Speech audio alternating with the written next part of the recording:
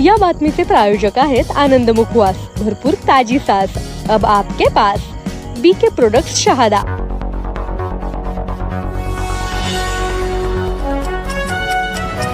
धर्मदंड news 24/7 सदैव सत्यासोबत। लवकरच सर्वांना सोबत घेऊन निर्णय घेण्यात येऊन शहराची विकास कामं होतील, नगराध्यक्षांना विश्वास। अटीतटीची झालेली निवडणूक आणि त्यामुळे निर्माण झालेली प्रतिस्पर्धा यामुळे शहादा शहराच्या विकासाची गाडी चिखलात अडून बसलेली आहे। लवकरच सगळ्यांच्या मनातून या प्रतिस्पर्धीच्या भावना मोकळ्या होतील आणि पुन्हा एकदा शहराचा विकास रथ राजपथावरून धावू लागेल असा विश्वास नगराध्यक्ष अभिजित पाटील यांनी पत्रकार परिषदेत व्यक्त केला। आज मिती शहादा शहरात खूप मोठ्या प्रमाणावर समस्या निर्माण झालेल्या आहेत, ज्यात रस्त्यांची समस्या, कचऱ्याची समस्या, पाण्याची समस्या अशा अनेक समस्या नागरिकांना भेडसावत आहेत। परंतु 2 महिने होऊनही व नगरपालिकेत नवीन नगरसेवकांची वर्णी लागूनही शहराचा विकास थांबलाय।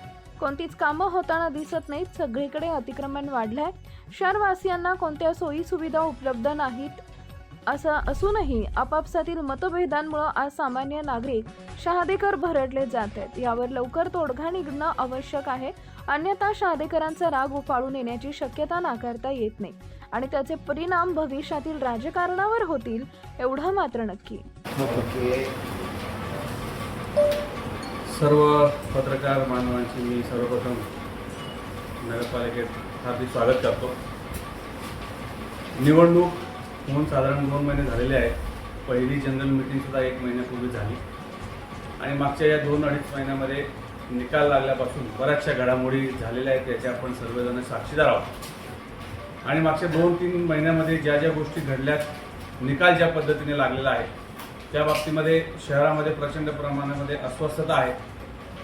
बहुमत एका दिशेने, नगराध्यक्ष एका पक्षाचा, असं मिक्स्ड मॅन्डेट पूर्ण शहराने दिलेला आहे आणि अशा परिस्थितीमध्ये शहादा शहराचा विकास होईल की नाही याच्या बाबतीमध्ये शहरवासियांमध्ये प्रचंड प्रमाणामध्ये संभ्रम आहे आणि तो साहजिक आहे।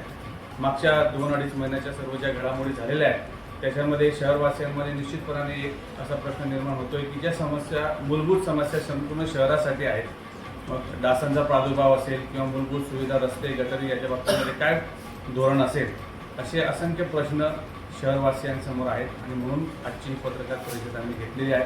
अजून एक महत्त्वाचा विषय शहरवासियांमध्ये चर्चेला आता सध्या सुरू आहे, मागच्या 3-4 दिवसापासून पत्रकार बांधवांच्या माध्यमातून जो कळलेला आहे की अल्पसंख्याक विभागाचा निधी जो आहे तो शहादा नगरपालिकेला प्राप्त झालेला होता, तो परत जाण्याची भीती निर्माण झालेली आहे। त्याच्या बाबतीमध्ये देखील खुलासा करण्यासाठी आजची पत्रकार परिषद घेतलेली आहे। एक गोष्ट मी निश्चितपणाने या निमित्ताने सर्वांना आश्वस्त करू इच्छितो की पहिलीच मीटिंग झालेली आहे। अतिशय चुरशीची निवडणूक झाल्यानंतर लगेच सगळ्यांची मनं एका ठिकाणी येतील, जुळतील असं होत नाही, परंतु निश्चितपणाने सर्व जबाबदार लोक निवडून आलेले आहेत। आपल्या जबाबदारीची जाणीव सर्व लोकांना आहे, मग ते सत्ताधारी असेल किंवा विरोधक असेल। मुळात तर सत्ताधारी कोण आणि विरोधक कोण हा सर्वात पहिला प्रश्न आहे, परंतु सर्वजण सोबत काम करतील। फक्त प्रत्येकाचा अजेंडा वेगवेगळा असतो, त्याला एका प्लॅटफॉर्म आणण्यासाठी काही कालावधी जायला लागतो। त्यामुळे आपल्याला या पत्रकार परिषदेच्या माध्यमातून मी निश्चितपणाने संपूर्ण शहरवासियांना आश्वस्त करू इच्छितो की जे विकासाचं अजेंडा आमच्या वतीने मांडण्यात आला होता निवडणुकीच्या वेळेस, तो शहर विकासाच्या बाबतीमध्येच होता। मग दोन्ही पक्षाच्या लोकांकडनं असतील तर हे सर्व प्रश्न निश्चितपणाने येणाऱ्या काळामध्ये सोडवण्यासाठी आम्ही सर्वजण एकत्रितपणे काम करण्यासाठी कटिबद्ध आहोत। आणि जो अल्पसंख्याक विभागाचा जो निधी आहे, ज्याच्या बाबतीमध्ये मोठ्या प्रमाणात संभ्रम आहे, त्याच्या बाबतीमध्ये स्पष्ट खुलासा एवढाच करू इच्छितो की हा निधी जो आलेला आहे हा कुठल्याही परिस्थितीत परत जाणार नाही। कामं होतील, फक्त नगरपालिका करेल की PWD करेल असा प्रश्न निर्माण झालेला आहे। आम्ही शासनाकडे या बाबतीमध्ये खुलासा मागितलेला आहे। निश्चितपणाने शासनाकडनं जी गाईडलाईन्स येतील त्याच्या माध्यमातून आम्ही हे काम पूर्ण करणार आहोत। त्यामुळे शहर विकासासाठी आलेला कुठलाही निधी परत जाणार नाही याची 100% शाश्वती आपल्याला सर्वांना या निमित्ताने देतो। आपले काही प्रश्न असतील, आपल्याला काही विचारायचे असेल तर आपण विचारू।